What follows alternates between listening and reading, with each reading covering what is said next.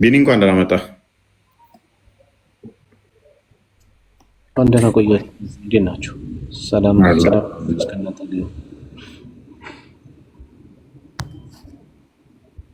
ቆስጠንጢኖስ ቅድም ሰላም ብዬዋለሁ ይመስለኛል አለ።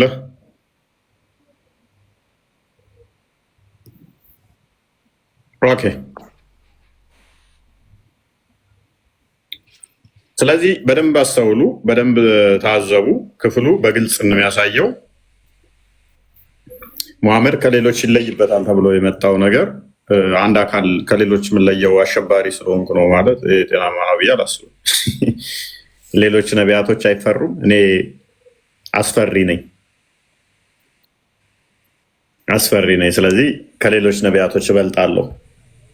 እናንተም ደግሞ የአላህን ጠላቶች እና የኔን ጠላቶች የምታሸብሩበትን አዘጋጁ ኃይል ቢላ የሚዘጋጅልህ በየቦታው አርሲ ላይ ቢላ ተዘጋጅቶላችሁ ለዘመናት አሁን እየታረደ ያለው ለዚህ ነው። ሰው ፈርቶ አሁን ከሀዲሱ ጋር አይገናኝም ብለህ ማለት ነው። አንዴ ቁርአኑን እያወራው ነው። ሀዲሱማ መሐመድም የለም። ስለዚህ ሰዎች እንዲፈሯቸው በቃ የሆነ እነሱ የበላይ እንዲሆኑ እንዲሰማቸው እያንዳንዱ መሳሪያ ኃይል አዘጋጅተው ያስቀምጡላል። ለዚህ ነው እንትናም አቡ አይደርም ቢላ እንኳን አላዘጋጃችሁም፣ ቢላ እንዴት እንትን ትላላችሁ? ተዘጋጁላቸው ተብለናል እኮ መዘጋጀት አለባችሁ ብሎ ከዛሬ ስንት ዓመት በፊት የሰበከው ያው ፍሬ አፍርቶለታል። በየቀኑ 20-30 አርሲ ላይ ይታረዳል። አሁን ሰሞኑን እንደውም ሀጂ ቱፋ ሄዶ ሰፊ ቦታ ወስዷል። ምክንያቱም ተገለው ስላለቁ ኦርቶዶክሳውያኑ እዛ አካባቢ ላይ ስለጸዱ እዛ አስተዳደሩ የጥጆ አስተዳደር መሬት ሰጥቷቸዋል ማለት ነው። ቅድሚያ ሰውን ያጸዱታል፣ ከዛ መሬት ይወስዳሉ። አካሄዱ እንደዚህ ነው።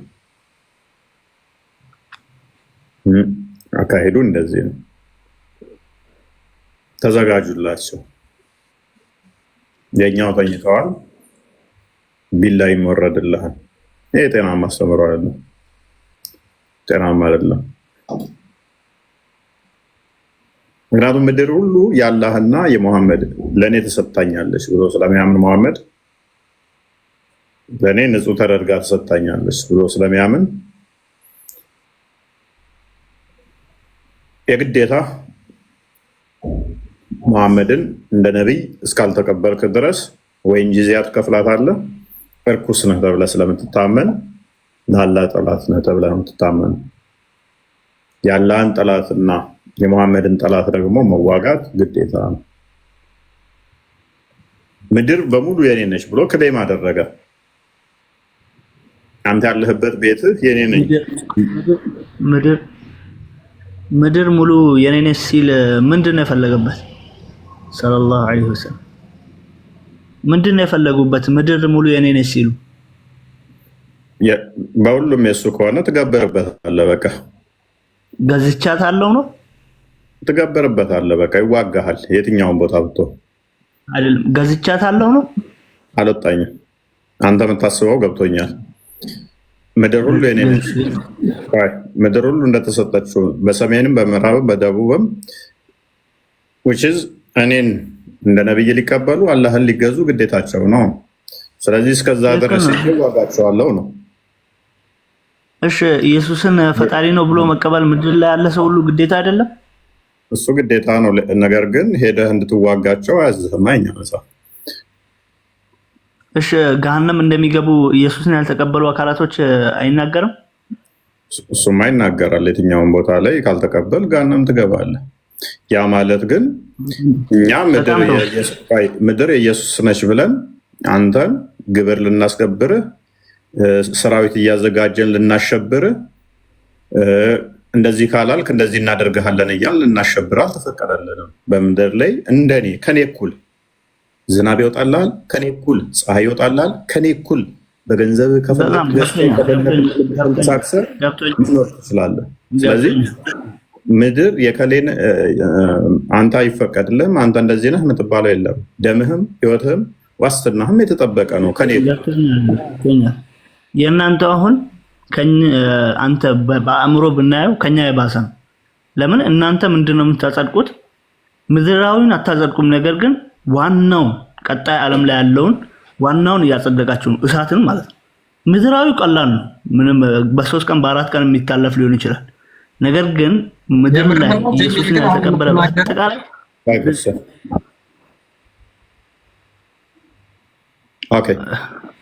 ወደዛ ስትሄዱ ግን እሳት እንደሚገባ ነው የምትናገረው። ያው ነው እንደው የባሰ ነው ማለት በአእምሮ ቢኬድ። ስለዚህ እሺ ተዋጋህ ሄድክና ገደልከው፣ ያ ሰውዬ ገነት ይገባል? ያ ሰውዬ አይገባም። ታዲያ ምንድን ነው የጠቀምከው? ምድሩን በእንትን ሲሆን በለኸው ምንድነው የጠቀምከው? እኛ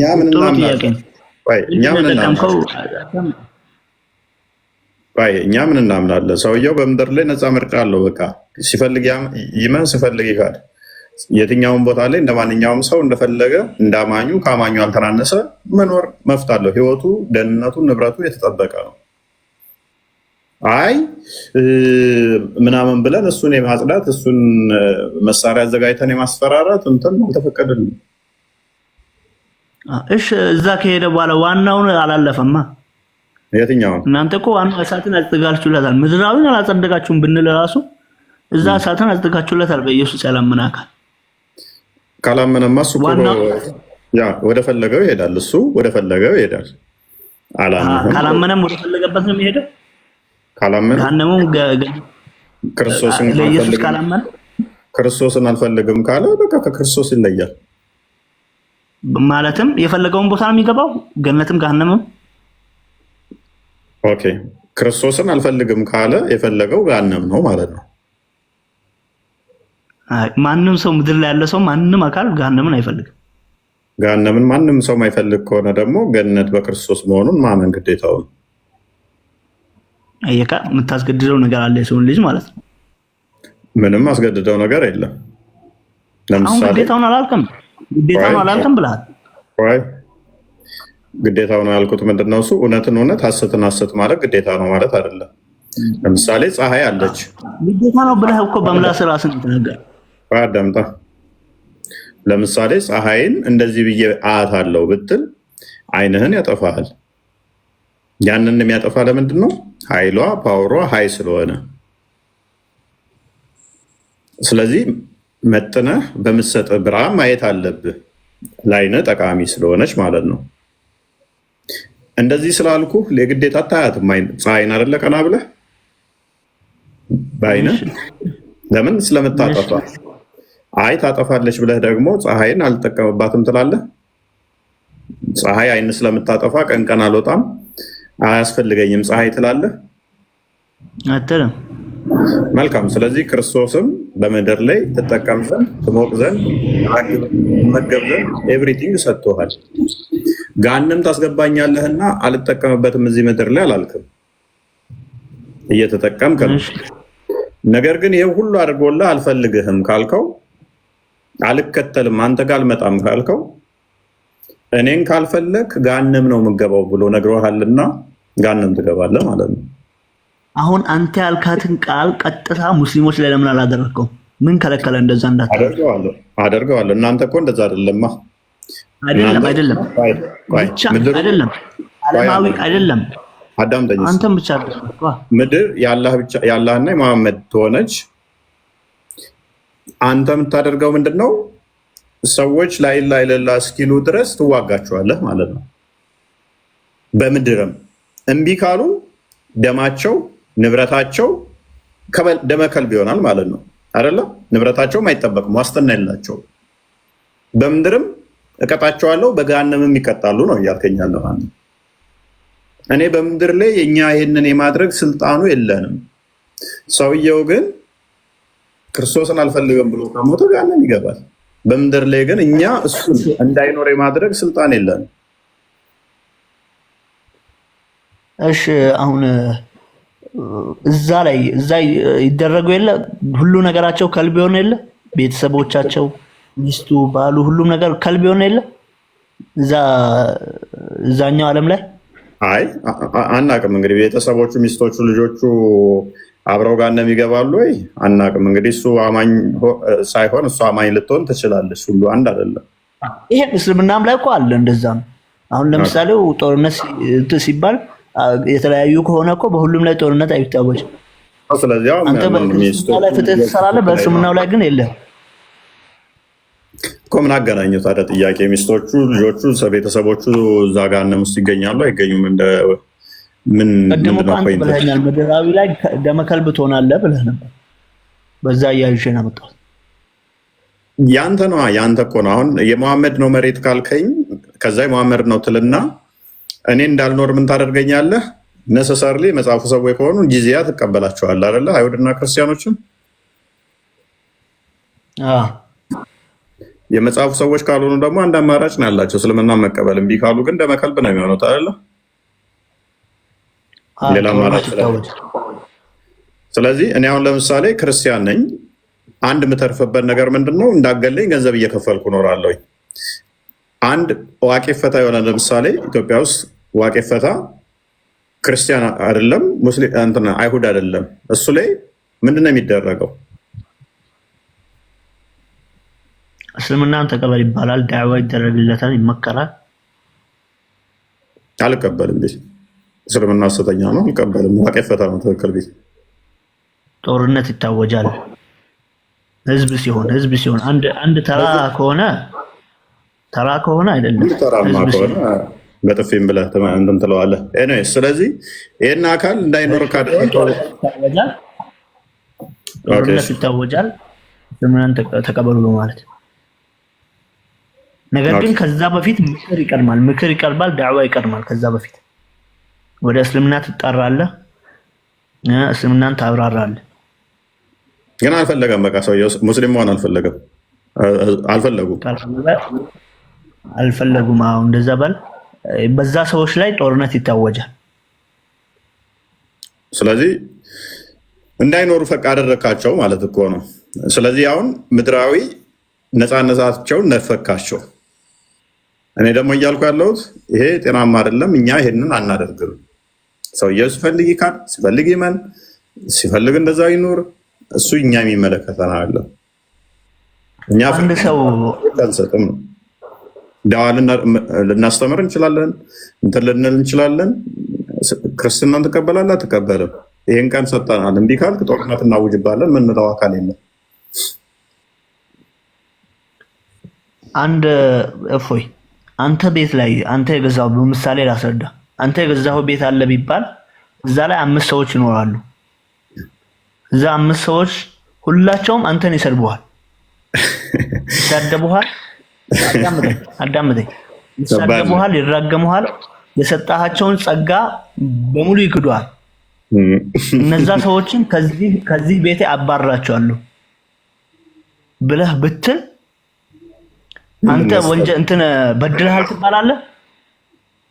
ኦራይት አሁን ጀስቲፋይ ለማድረግ እንደሞከረው ምን ሊለን መሰላችሁ? ከዛ አይደለም ካልኩኝ አየህ ምድር የመሐመድ ነው፣ ለመሐመድ ተሰጥቷል። ስለዚህ አንተ ያለው የመሐመድ መሬት ላይ ነው።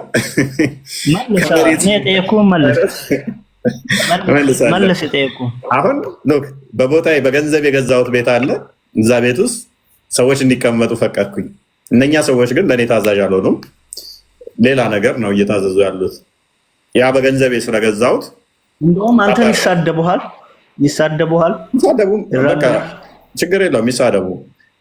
አባረርኳቸው። እሺ አሁን ኤግዛምፕሉን ለምን የተጠቀምከው?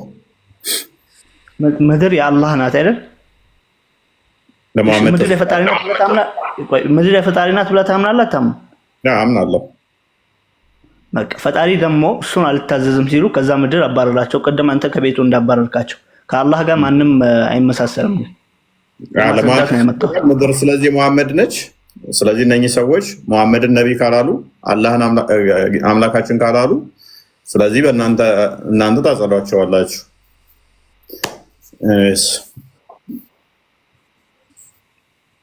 ግን ጠይቀው ጀሚል እሺ፣ ጀሚል ይሰማል። ነገር ላይ ነጥብ ምናምን እንትን የምለው ነገር ምንም አይነት ነጥብ የለም። ቆይ ሰማህ? ሰው አምላኩን የሚያመልከው ተገዶ ነው ወይስ ወዶ ነው ማምለክ ያለበት?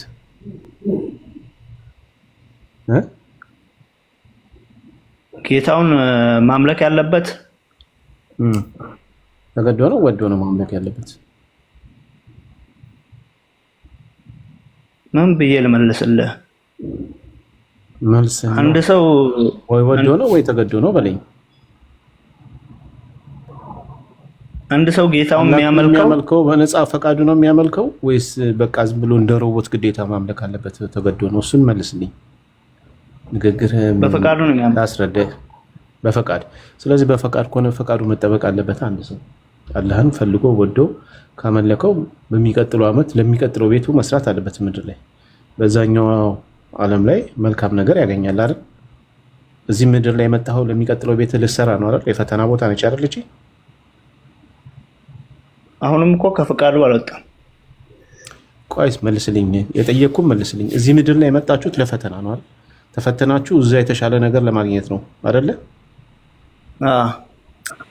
ስለዚህ ሰው ሳይፈተን በግድ እስልምና በግድ ሰውን ካስገበረ አይምሮን ነው ወይስ አካሉን ነው የምታስገበረው? በግድ እኮ አልሆነም። በግድ እያልክ አይደለ እንዴ? አሁን እኮ እያልክ ያለኸው ቅድም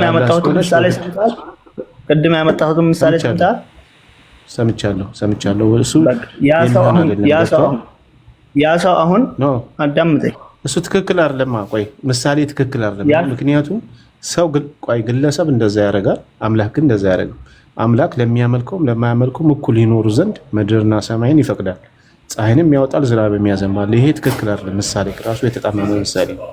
አምላክ እንደዚህ ከሆነ ጻድቅ አይደለም። አምላክ እንዲህ ሊያደርግ ስለማይችል እንደዛ ከሆነ እኛ መኖር የለብንም ማለት ነው። ፀሐይ ለኛ ሊያወጣ አይገባውም። ያንተ አምላክ ንግግር ትክክል አይደለም። ስለዚህ አሁን እየጠየቁ ያሉት ለፈተና ነው ብለናል።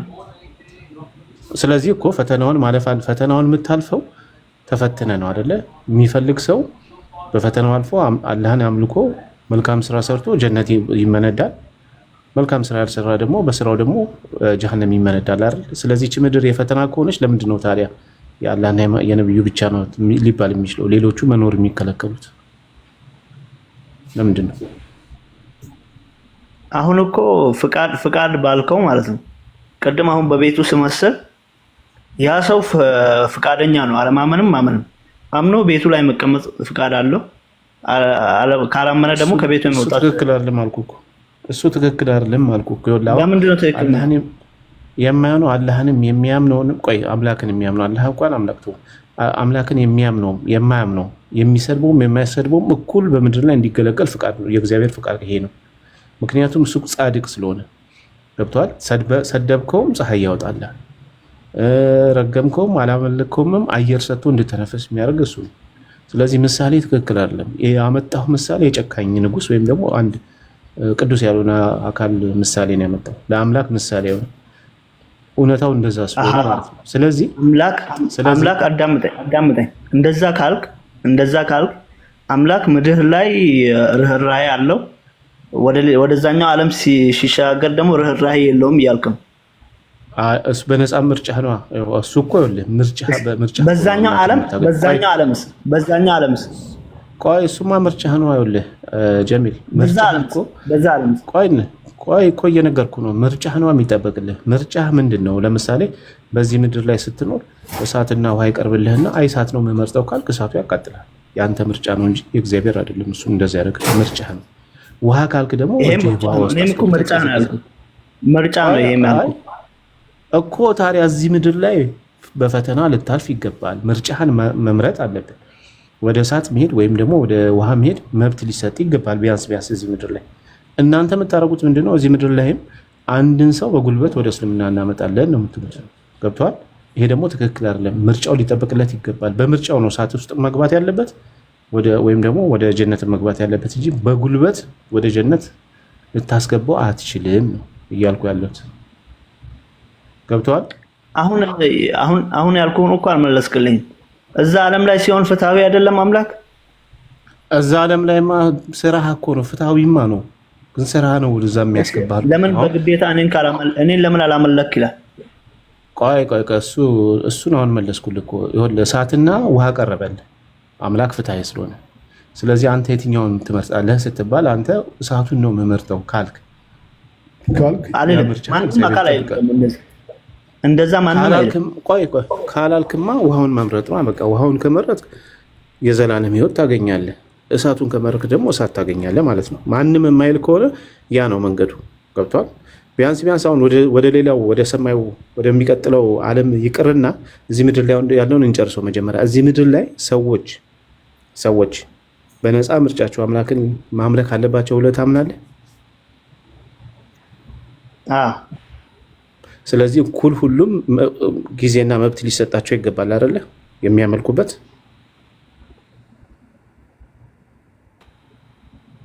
መብታቸው የተጠበቀ ነው። ግን አሁን ባልኩ ነው መብታቸው ከተጠበቀ ታዲያ ለምንድን ነው የምትገሉት? ለምሳሌ መሐመድ ከሙስሊም በስተቀር በዚህ ምድር ላይ መኖር አይችልም በጠቅላላ ብሎ ተናግሯል ሐዲስ ላይ። ስለዚህ የሰው መብት መንፈግ አይደለም። ይሄ አሁን ምርጫ ተቀርቧል። መጀመሪያ ወደ እስልምና ተጠርተዋል፣ እንዲመርጡ ተደርገዋል። እስልምናን ተቀበሉ ወይንም ደግሞ ጦርነት እናወጃለን። ሁለት ምርጫ ነው እኮ እስልምና መቀበል ወይንም ደግሞ ጦርነት ማወጅ። እስልምና ስጋን አካልን ሊገዛ እንጂ አይምሮን ሊገዛ አይችልም። በጉልበት ቢያስገብር አካልን ነው እንጂ አይምሮን አይደለም። እኔ ያልኩ እኩል ምርጫ ከተሰጣቸው እስልምናን ትሰብካለህ፣ ሌላውም ይሰብካል። ከዛ በኋላ ለሚቀጥለው ዓመት ለመረጥከው ወይ ደግሞ ለሚቀጥለው ህይወት እሳት ከመረጥክ እሳትን ይሰጥሃል አምላክህ ማለት ነው። አላህን ከመረጥክ ደግሞ የሚገባህን ይሰጣል። ስለዚህ እኩል ምርጫ ላይ ምድር ላይ ለሁሉም ሊሰጣቸው ይገባል የሚለውን ቅድም ተስማምተን ነበር። አሁን ለምን ወደ ኋላ ትመለሳለህ? እኔ አሁን ምርጫ ይነፈጋል አላልኩም እኮ። ግን ምርጫ ተሰጣቸውም እኮ በሰይፍ እኮ ስለሙ እያላቸው እኮ ነው። በሰይፍ ስለሙ በግድ አላህን ተገዙ እያላቸው ነው መሐመድ።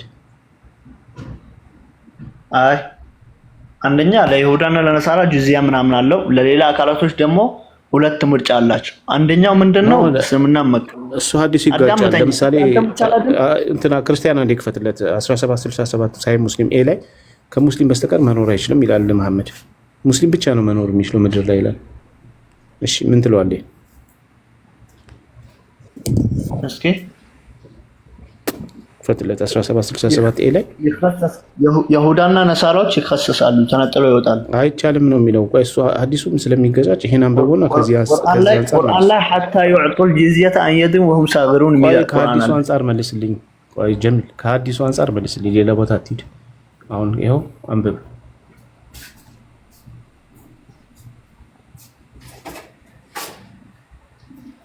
አሁን ሐዲስ በምን እንዳይፈሰር ታውቃለህ? አታነበዋለህ? ሐዲሱ አነበዋለሁ። ግን ሐዲስ በምን እንደሚፈሰር ታውቃለህ? ቆይ አንብበው፣ ከዛ በኋላ ትፈስረዋለህ። መጀመሪያ አንብበውና ፍታው። ከፍ አድርግልኝ በረከት።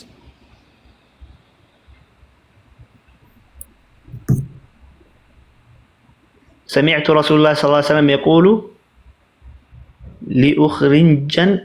لأخرجن اليهود والنصارى من جزيرة العرب حتى لا أدع إلا مسلما. أرى تو هنا دفن من دنا دفن فتاو ترجموا ይሄ ያለው ከምድር አወጣቸዋለሁ አይደለም የሚለው ለኡኽሪጀን አወጣለሁ አልይሁዳ ይሁዳን አወጣለሁ ወነሳራ ነሳራዎችን አወጣለሁ من جزيرة العرب ከአረብ ክልል ውስጥ አወጣለሁ حتى لا أدع إلا مسلما ሙስሊምን እንጂ ሌላን አካል እንዳይኖር አደርጋለሁ ነው የሚለው። ከአረብ ክልል ውስጥ ነው የሚለው። ያ እኮ እሱ ያቅሙ ውስጥ ብቻ ለደስ እንተነቆይ የአረብ ክልል እኮ የተፈጠረ መሬት ነው፣ ማሳያ ነው እያሳዩ ያሉት። ምንድን ያለው መሐመድ ከአረብ ፔኒንሱላ በጠቅላላ አይሁድም ክርስቲያኖችን አወጣለሁ፣ ማን ሲቀር ሙስሊሞች ብቻ ነው የሚኖሩበት፣ ሌላ ማንም አይኖርም ብሎ ተናግሯል። አሁን ይሄ ትክክል ነው? እዛ አረብ ምድር ላይ ያሉት ክርስቲያኖች አይሁዶች ለምንድን ነው እዛ ላይ መኖር የማይችሉት? ለምንድን ነው የራሳቸውን አምላክ ማምለክ የማይችሉት? ይህ ካፍሮች ከዛ አውጣ የሚል ትእዛዝ ከአላህ ስለመጣላቸው ስለዚህ ቅድም እንዳልኩ በቃ መብት የላቸውም። እስልምናን እስካልተቀበለ ድረስ አንድ ሰው በዛ ምድር ላይ መቀመጥ አምላኩን ማምለክ አይችልም ማለት ነው። ይሄ ነፃነት ማሳጣት ነው። ስለዚህ በግድ ነው ሰውን እንዲያመልክ የምታደርጉት። በግድ አላህም በግድ በጉልበት እንዲያመልክ እያደረጋችሁት ነው ማለት ነው። ፈርቶ አሁን ይህ ምርጫ እኮ ተሰጥቷቸዋል ለእነሱ። ምንድነው ምርጫ የሚሰጣቸው? ምርጫ እኮ ስለም ነው። አልሰልምም አሉ፣ አንፈልግም አሉ፣ አንፈልግም አሉ። አሁን እነዚህ ይሁዶች ከሆኑ ስለሙ፣ ጂዚያ ክፈሉ የሚል ምርጫ አላቸው። አንከፍልም የሚል ውጡ፣ ያለዚያ ውጡ። ጀሚል ለምሳሌ አሁን እኛ ኢትዮጵያውያን በሀገራቸው የፈለጉትን ማምለክ ይችላሉ። አንድ ሰው ሁሉ ሀሳብ ማስተናገድ ይችላል። ከአንድ ሰው ጋር ማውራት ያለብኝ። ቀጥል። እሺ ቢኒ ያስጨርስ። እሺ ላስጨርስና ትቀጥላለህ ከነሱ ጋር። እሺ ለማንኛውም ጀሚል አንተ እያልክ ያለው ቅድም ማንም ሰው ተገዶ አይደለም ማምለክ ያለበት አልክ። አሁን አስገዳጅ ሁኔታ ታስቀምጣላችሁ ማለት ነው። አንደኛ ስለሙ፣ ሁለተኛ ጀዚያ ክፈሉ። ይሄን ሁሉ አንፈልግም ካሉ ግን ጦርነት ከፍተህ በግድ አላህን እንዲያመልኩ ታደርጋለህ፣ ሳይፈልጉ በግድ። ስለዚህ አላህ በግድ ነው የሚመለከው። ቅድም ነፃ ፈቃድ አለው ብለህ ነበር። ይሄ ሁለት ፈቃድ አደረገልህ፣ ፈቃድ አድርጎልህ አይደል? ነፃ ፈቃዳቸው አልተጠበቀም። አህል ፈቃድ አልተሰጣቸውም። ግዳጅ ነው የተጣለባቸው። ግዳጅ ይሄን ተቀበሉ፣ አለዛ ጦርነት። ከዛ በጦርነት ተገደው አላህን እንዲያመልኩ የተደረጉት። እሺ ነፃ ፈቃዳቸው የታለ? እነዚህ ሰዎች እስልምናን ተቀበሉ። ይሄ አሁን ሁለት ፈቃድ አይደለም? ከሀገር ማስወጣት መውጣት ትችላለህ። ሁለት ፈቃድ አላልኩም እኔ፣ ነፃ ፈቃድ ነው ያልኩት። መውጣት ትችላላችሁ። አዳምጠኝ። መውጣት ትችላላችሁ ከዚህ። እሱ ነፃ ፈቃድ አይደለም፣ ግዳጅ ነው የሚባለው። ጀሚል አማርኛ ትችላለህ? አማርኛ ትችላለህ? ግዳጅና ነፃ ፈቃድ ወቅ አንተ በነፃነት አምላክን ማምለክ ነውና ተገደ ማምለክ ይለያያል። ይሄ ሁለቱም ምርጫ ግዳጅ ነው። አንደኛ አምልኩ ነው፣ ሁለተኛ ጂዚያ ክፈል ነው፣ ሶስተኛ ደግሞ ከሀገር ውጡ ነው። ይሄ አስገዳጅ ነው እንጂ ፈቃድ አይደለም፣ ነፃ ፈቃድ አይደለም፣ አስገዳጅ ነው። ስለዚህ የታለ ነፃ ፈቃዳቸው እነዚህ ሰዎች? አሁን እዛ ላይ በእንትኑ ማለት ነው ፈጣሪ በመጨረሻው ዓለም ላይ ያ ነፃ ፈቃድ ነው ወይስ ግዳጅ ነው የሚባለው? መጨረሻው ዓለም እዚህ መጀመሪያ እዚህ ጨርስ። መጨረሻው ዓለም ትላለህ አንተ። እዚህ ላይ ምን መፍትሄ? ያንን ቆይ እዚህ ጨርስ። ከዛ ጋር አንጠልጥለህ እንትን ማለት ይችላል። ነፃ ፈቃዳቸው ቆይ እሱን እንመልሳለሁ። እዚህ ጋር የታለ ነፃ ፈቃዳቸው? ያኛው ነፃ ፈቃድ አዳምጠኝ። ያ ነፃ ፈቃድ ከሆነ ይህም ነፃ ፈቃድ ነው ልልህ ነው። ቆይ አይደለም፣ እዛ ቢገቡ እንኳን አንተ ባልከው እዛ ቢገቡ እንኳን በነፃ ፈቃዳቸው ሳይሆን በግድ ነው እዛም የገቡት። ኢቭን እዛ እንኳን ቢገቡ በግድ ነው የገቡት ሳይፈልጉ። አንተ የምትለው ጀነት እንኳን ቢያስገባቸው አለ ሳይፈልጉ በግድ ነው እየገቡ ያሉት እንጂ በስራቸው በነፃ ፈቃዳቸው አይደለም። ፈልገው አምልከውት ሳይሆን ተገደው አምልከውት ነው። ስለዚህ አሁንም ቢሆንም ወደዛም ብትሄድ አታመልጥም። መጀመሪያ እዚህ ጨርስ። መጀመሪያ ከዛ ጋር በጣም ይያያዛል። ከዛ ጋር ይያያዛል። አይ በቃ መልስ የለህም ግን ገብተዋል ጀማል። በቃ ከነፎይ ጋር ቀጥል። ምክንያቱም በምድር ላይ ማንኛውም ሰው ቢያንስ አምላክ ምድር ላይ ነፃነት ሊሰጠው ይገባል። ገብተዋል። በነፃነት ፍላጎቱ እግዚአብሔርን ማምለክ አለበት። የሚፈልግ እግዚአብሔርን ማምለክ አለበት። የማይፈልግ ደግሞ እግዚአብሔርን አልፈልግም ከሴጣን ጋር ሄዳለሁ የሚል ደግሞ ምርጫው ሊጠበቅለት ይገባል። እናንተ ምርጫ ሰጡ። ሴጣን አመልካለሁ የሚል ሰው ካለ ምርጫ ሰጡ። ምክንያቱም እዚህ ምድር ላይ ትገላላችሁ፣ ክርስቲያኖችን ታሳድዳላችሁ፣ ትገላላችሁ። ምርጫቸው አይጠበቅም። ስለዚህ በግድ ነው የምትገዙት።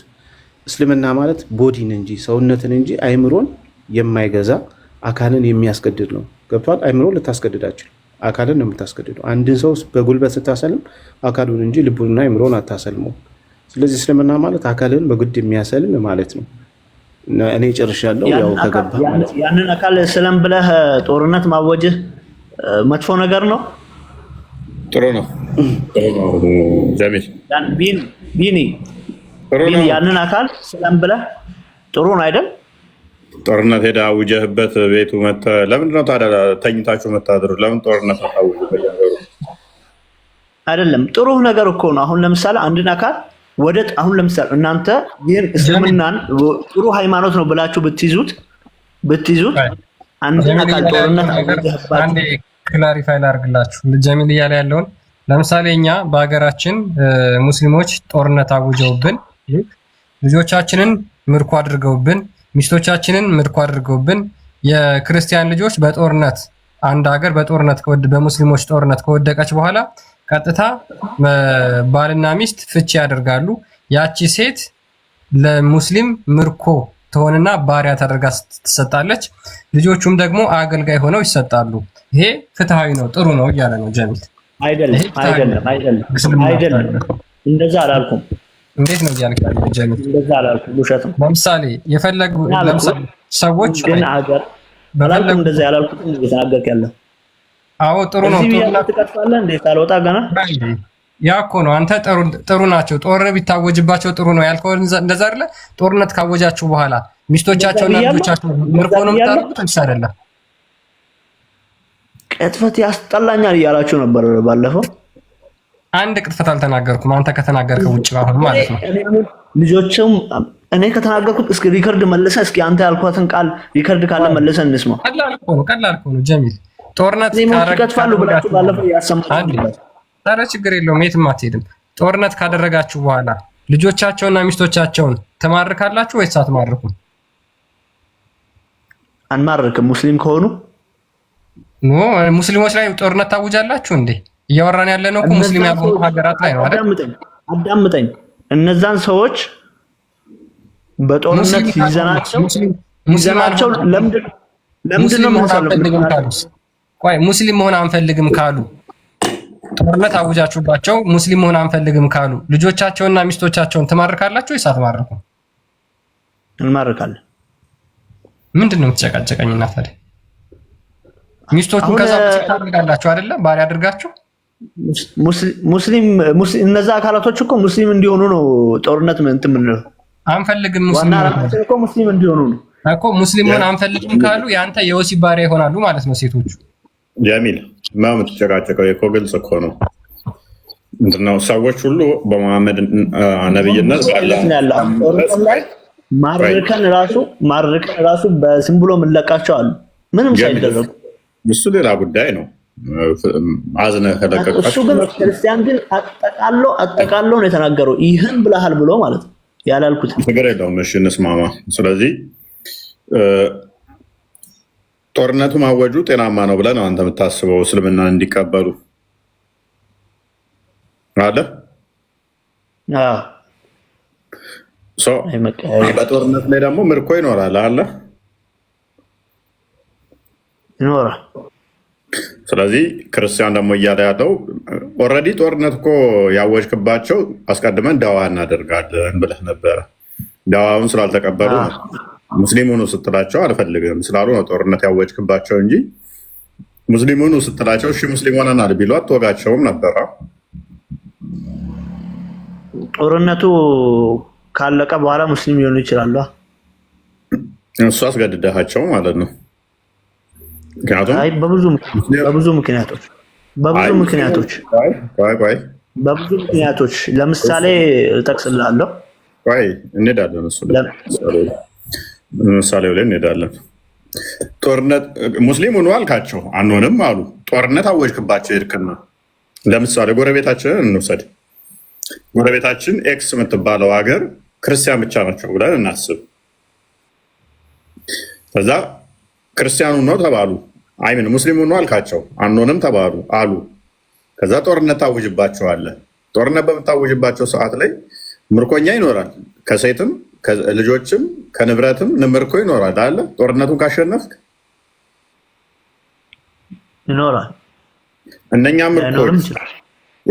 ምርኮች ላይኖር የሚችለው እንዳለ ሞተው ካለቁ ነው። እነኛ ምርኮች በአንተ አንተና ጋርዲያ የምትሆነው አንተ ነው አይደለ? ለእነኛ ከፈለክ ልትሰጣቸው ትችላለህ ለሌላ አካል፣ ከፈለክ ልሸጣቸው ትችላለህ፣ ትፈለክ ለራስ ልወስዳቸው ትችላለህ። ከፍቶቹንም እንደዛው፣ ፈረሶችም ካሉ እንደዛው፣ ንብረትም ካለ እንደዛው፣ ሴቶችም ካሉ እንደዛው አይደለም? ስለዚህ እንደ ክርስቲያን ቀደም ክርስቲያን ያለ እኛ ክርስቲያኖች ለምሳሌ ልጆቻችንም ተዋግተህ ሚስቶቻችንን ልቀማን ትችላለህ፣ እህቶቻችንን ልወስድብን ትችላለህ ሲል እኮ ይሄ እኮ ነው። ፈርቶ ነው ሊያገባ አስቦ ጀሚል አይምርም ሚስቴን ይቀማኛል ጦርነት ካወጀብኝ ብሎ ነው። እሱ ጠቅልሎ ነው ያላልኩትን ነገር ያለው። ያው ጦርነት ከታወጀና አይቀርም ሁላችንም ይወሰድብናል። ቃል ሚዩትን አትሰማም ከስር ላለ። ስለዚህ ሁላችንንም እኮ የሚያካትት ነው። እውነቱን እኮ ነው። ታዲያ ኤኒዌይስ ይብቃን ለዛሬ አይመስላችሁም? ያ ለዛሬ ብቃን። እኔ እንዳጠቃላይ ጠቅለል አድርጌ ነው ተናገርኩት። አይ ባለፈው የሆነ ጥያቄ አንስቼ በኔትወርክ ምክንያት ነው መሰለኝ የወጣው። ኦኬ ምንድነው? ጥቅስ ጥቀስና ቀጥል።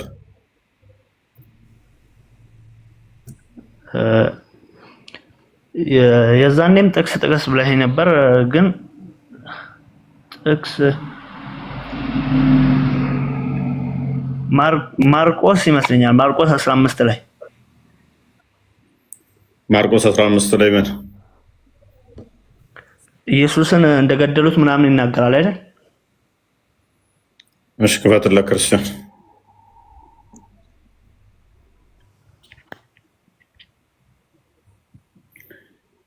ኖ እንዴት ነሽ?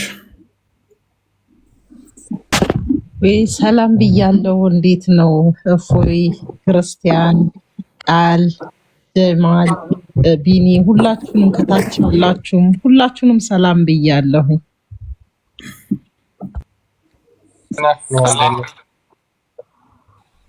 አለን እግዚአብሔር ይመስገን። እዚህ ጋር ስለ ክርስቶስ አገዳደል ምናምን ይናገራል አይደል?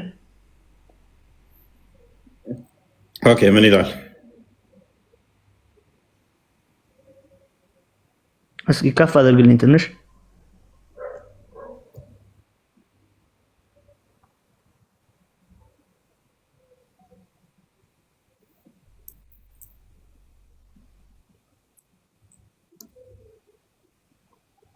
እስኪ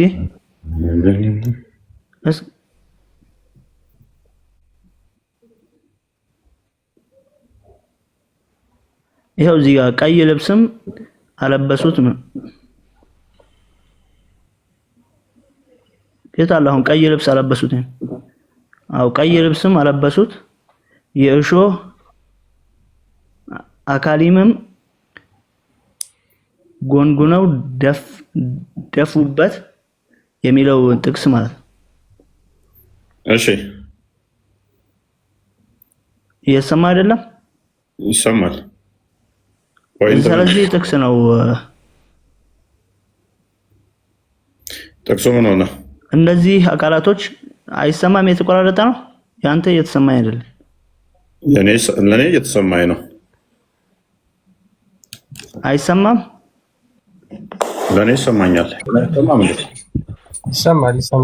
እነዚህ አቃላቶች ይህን ስራ ሲሰሩበት ኢየሱስ ይወድ ነበር ይህን ስራቸውን? ይህንን እኮ አለታ መልሰንል ነበረ። ምግባራቸው ምን እንደሆነ ደጋግመን አውለታ መልሼልሃለሁ። ምግባራቸው ትክክል አይደለም። ሰዎቹ ያደረጉት ምንድነው? ቅድም አይሁዳዊቷም የጠየቀችኝ ማለት ነው። አልመለስም። ክርስቲያን ቀጥልለት ወይም ቢል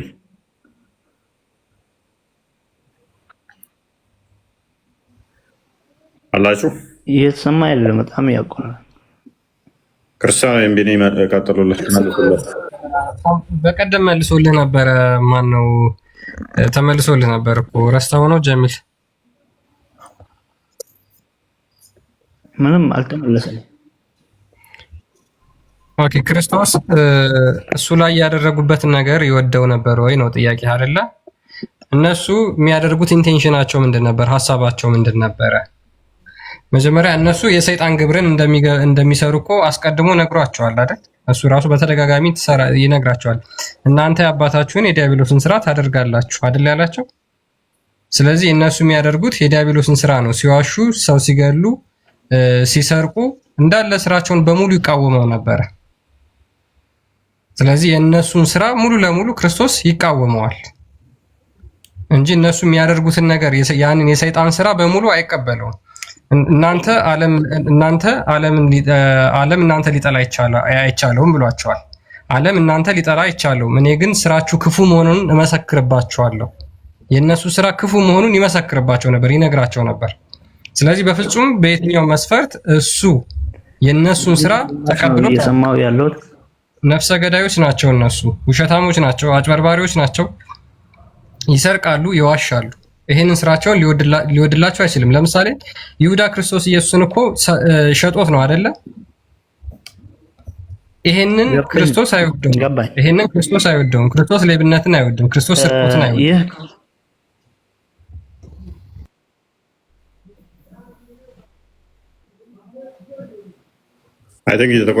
አይወድም። የእነሱን ስራ የሰሩትን ስራ አይወደውም ነበር፣ አይፈልግም እንዲሰሩ ማለት ነው። ግን ግዴታ ያንን እንዲሰሩ አይፈልግም ነበር ማለት ነው። ሰዎቹ የሚያደርጉት ምንድነው? እሱ የሰይጣንን ስራ ነው። የሰይጣንን ስራ ነው የሚያደርጉት። ልክ ለምሳሌ የሰይጣንን ስራ የሚያደርጉ ከሆነ ደግሞ ያ የሰይጣንን ስራ ሊያፈርስ የመጣው እርሱ የአብ ልጅ ወልድ ነው። ለምሳሌ እሱ የአብ ልጅ ነኝ እያላቸው አይደለህም ይሉታል። የአብ ልጅ አይደለህም ማለታቸውን ይወደዋል? አይወደውም። ራሱን ከእግዚአብሔር ጋር አስተካክሎ አባቴ ነው ሲል አይደለህም ብለው ሲሉት ይሄንን ማለታቸውን ይወደዋል? አይወደውም። አላህን አንተ አምላክ አይደለህም ሲሉት አላህ ይወዳል? ሌሊት ይወርዳል ብለህ ታምናለህ? አላህ ሌሊት ይወርዳል ብለህ ታምናለህ? አላህ ይወርድም የሚሉትን ይወዳቸዋል? ይወደዋል? ነገር ግን ያ ስራ አሁን ለምሳሌ ድብደባው እንዲደርስበት ይፈልግ ነበር። ምክንያቱም ስለ ቤዛ ይህ ነው ጥያቄ። መልካም። ድብደባው ሊደበደብ ይፈልግ ነበር ወይስ አይፈልግም ነበር? መልካም። ሰዎቹ ያደርጉታል። ምክንያቱም የሰይጣንን ስራ ስለሆነ የሚሰሩት ሰዎቹ የሚሰሩት የሰይጣንን ስራ ያደርጉታል። አያደርጉትም አይደለም፣ ይፈልግ ነበር ያንን ድብደባ ሊደበደብ። አዳምጥ። ቤዛ ሊሆን ነው የመጣው።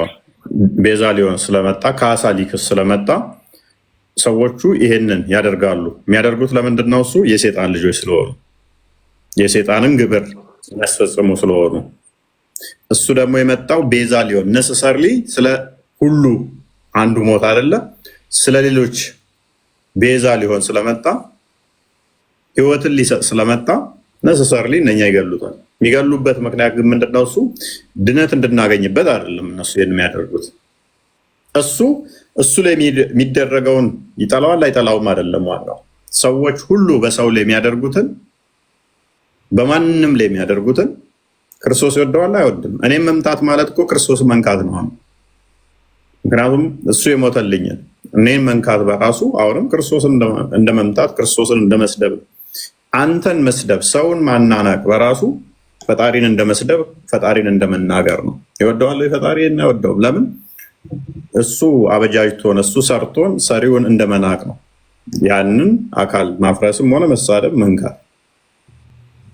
ስለዚህ ክርስቶስ ለሁላችን ነው የሞተው፣ ሎግ ቤዛ ሆኖናል። ስለዚህ ለእኛ የእኛን ኃጢአት ተሸክሞ እኛ ላይ የሚደርሰውን በደል ያንን ድብደባችንን ነው የተደበደበልን፣ ሞታችንን ነው የሞተልን።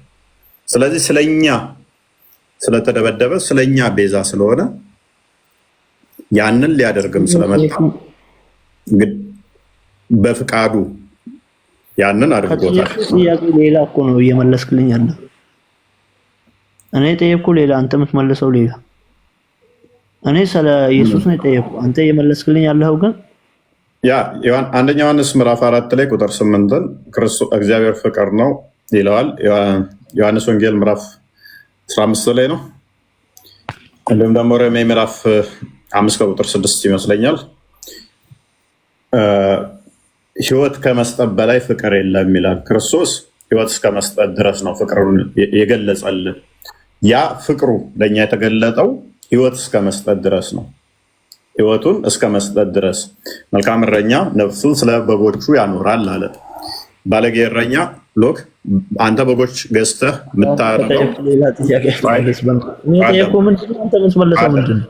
እረኛችን ምን አይነት እንደሆነ ላሳየ ነው። ያ መሞቱ እንዴት ነው የሚለውን ላሳየ። በደንብ አሁን አስተውል። መልካም እረኛ ስለ በጎቹ ነፍሱን ያኖራል አለ። ስለኛ ሲል ክርስቶስ ይሞታል። ስለኛ ሲል ክርስቶስ ሞቷል። መልካም እረኛ ስለሆነ ማለት ነው። በጎች እናንተ የምታረቡት አርብታችሁ አስብታችሁ ከዛ አርዳችሁ ልበሏቸው ነው፣ ወይንም ሸጣችሁ ልለብሱባቸው ነው። ክርስቶስ ግን ስለ በጎቹ ራሱ ነፍሱን አሳልፎ የሰጠ እንጂ በጎቹን አርዶ የሚበላ አይደለም። ስለ በጎቹ ምን የሆነ ነው? ምግብ የሆነ ነው። እርሱ ወይን ነው። ዮሐንስ ወንጌል ምዕራፍ 15 ላይ ቁጥር 1 እንደሚናገረው፣ ማቴዎስ ወንጌል ምዕራፍ 26 ከቁጥር 26 እስከ 29። ስለዚህ በደንብ አስተውሉ። ስለ በጎቹ ምግብ የሚሆን ነው። በፍቃዱ ነው ይህን ያደረገው። ወዶ ነው ይህን ያደረገው። ተገዶ አይደለም። መመታቱ፣ መደብደቡ ይህንን በፍቃዱ ስለኛ ለቤዛነት ያደረገው ነው። ለቤዛነት ያደረገው ነው። ሰዎቹ በሞት እሱን የሚያስወግዱ ስለመሰላቸው እሱ ደግሞ በሞት ሕይወትን ሰጠን፣ መልካም እረኛ ስለሆነ። በተቃራኒው ግን አንድ አዲስ እንመልከት። አንድ ክርስቲያን ትከፍትልኛለህ? አንድ አዲስ ለሚቼክ ኦኬ። አንድ አዲስ እንመልከት። ቡሃሪ ሙስሊም 1789 ክርስቶስ ስለሁላችን ዮሐንስ ወንጌል ምዕራፍ 10 አንብበው። እነኛ ምግባራቸው የሰይጣን ተግባር ነው የሚያደርጉት። በሚገባ የሰይጣንን ተግባር ነው የሚያደርጉት። የሰይጣንን ተግባር ነው የሚያደርጉት። ሰዎች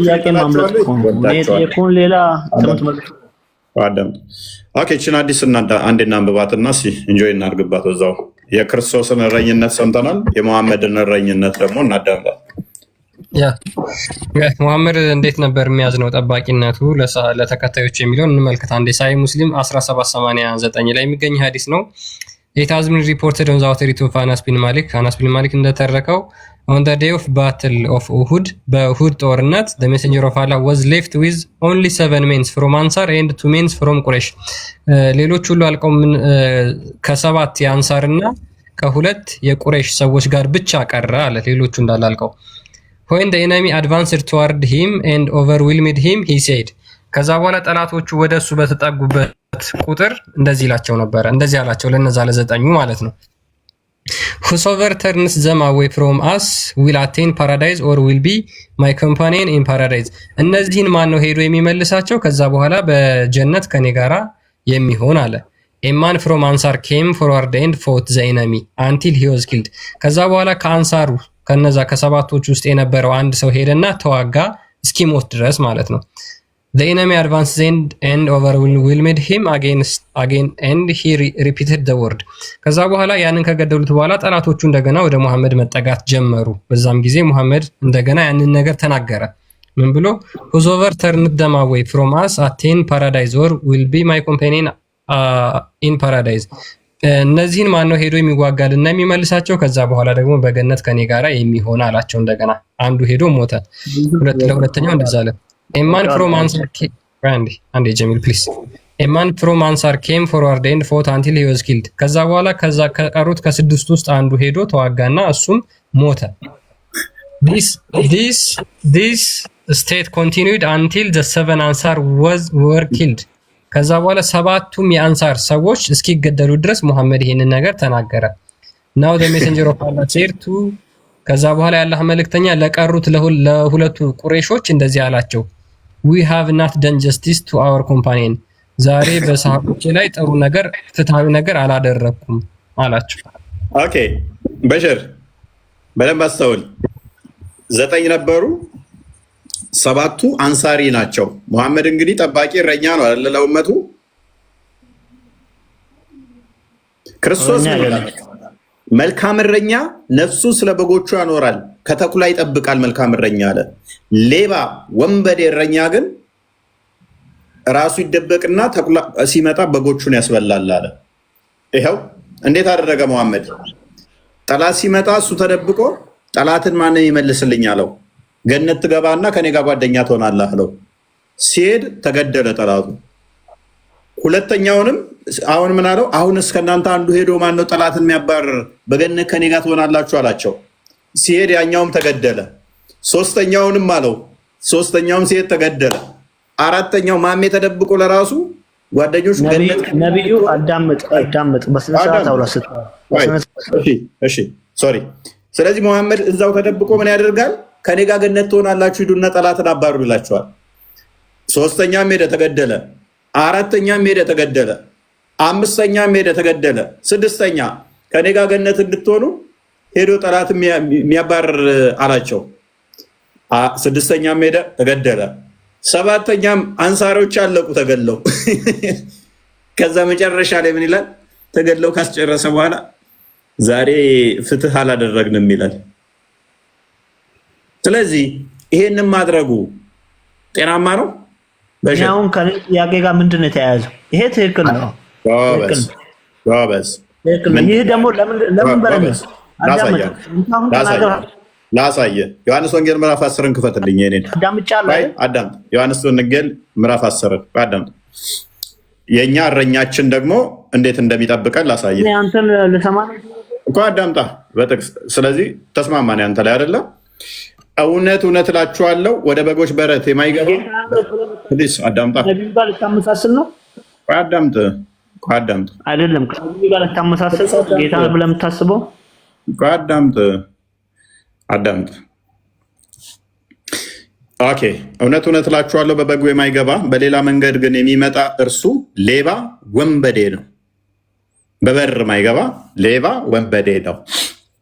በበሩ የሚገባ ግን የበጎች እረኛ ነው።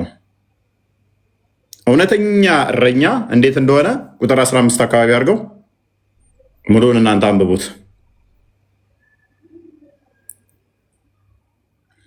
ኦኬ መለስ አድርገው ቁጥር 12 መልካም እረኛ እኔ ነኝ አለ ክርስቶስ።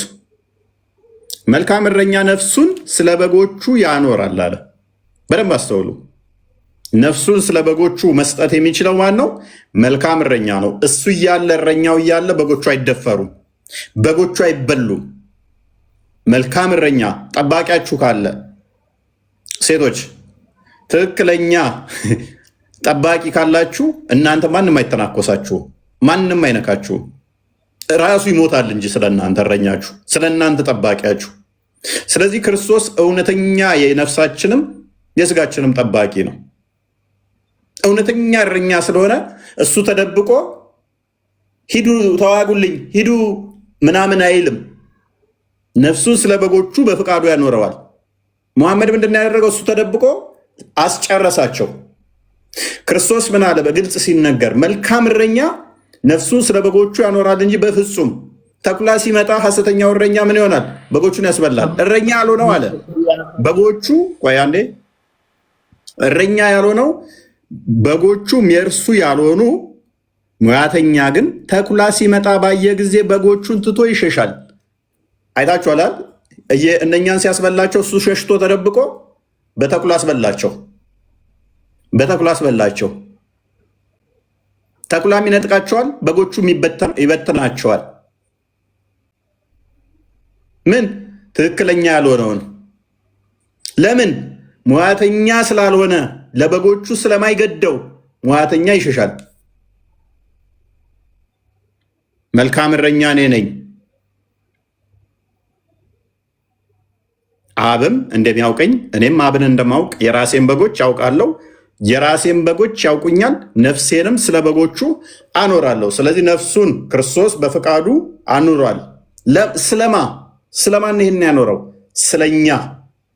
ስለኛ ተደበደበ፣ ስለኛ ተተፋበት፣ ስለኛ ተሰደበ፣ ስለኛ ተሰቀለ፣ ስለኛ ተራበ፣ ስለኛ ሞቱን በሞቱ ገደለልን፣ ስለኛ መከራን ተቀበለ፣ ስለኛ ይሄ ሁሉ አደረገ። ጌታ ነው ስለኛ ምን ጌታ ነው ይህን ያደረገልን በሚገባ ጌታችን በሚገባ ይሄን አደረገ። የአንተ ጌታ በሌሊቱ 1/3 ላይ ለአንተ ብሎ ጭንቅላት የሌለው ሁሌም ይወርዳል አይደለም? የሞተልህ ጌታ ነው በሚገባ ለአንተ አላህ ጭንቅላት የሌለው ይወርዳል አይደለ? ሁሌም ወደ ቅርቢቱ ሰማይ አንተ ተኝተህ እሱ አካለ ጎደሎ ሁሌም ይወርዳል ወደ ቅርቢቱ ሰማይ። ይወርዳል አይወርድም? ለአንተ ብሎ አንተ ተኝተህ ፏ ስትል አላህ ሁሌም ወደ ቅርቤቱ ሰማይ አካል ጎዶሎ እንኳን ሆኖ ታስወርደዋለህ አታስወርደውም? ለአንተ ሲል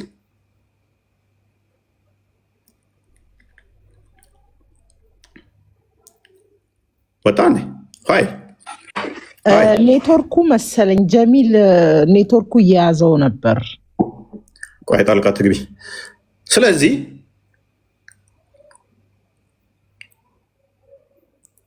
ለእኛ ወዶ ፈቅዶ ክርስቶስ ይሄን አድርጓል። መልካም እረኛ እንደዚህ ነው።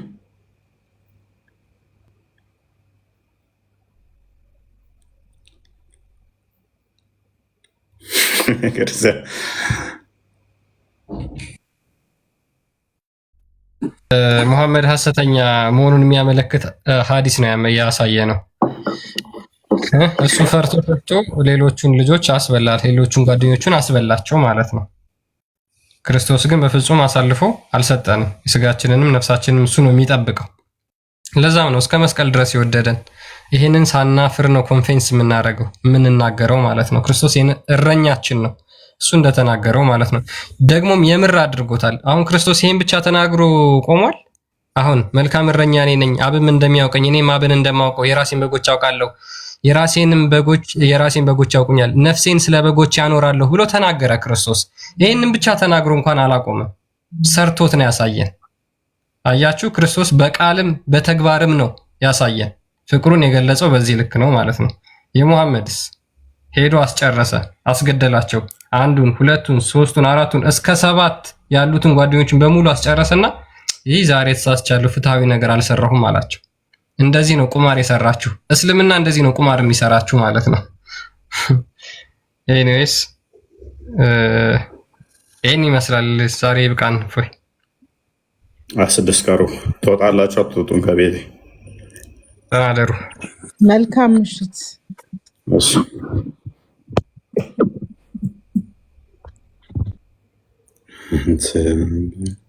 አወጣም እንደ አንተ አወጣም ወይ እኔ ለቀቅ ያልወጣ ወጣ እንጂ ከቤቴ ታይቷል እኮ አይሰማም። ኧረ ውጣ ከቤቴ በሕግ አምላክ ውጣ። እንዴ ነችና እንደ መሐመድ የግድ መጋለጥ ማምጣት አለብኝ እንዴ?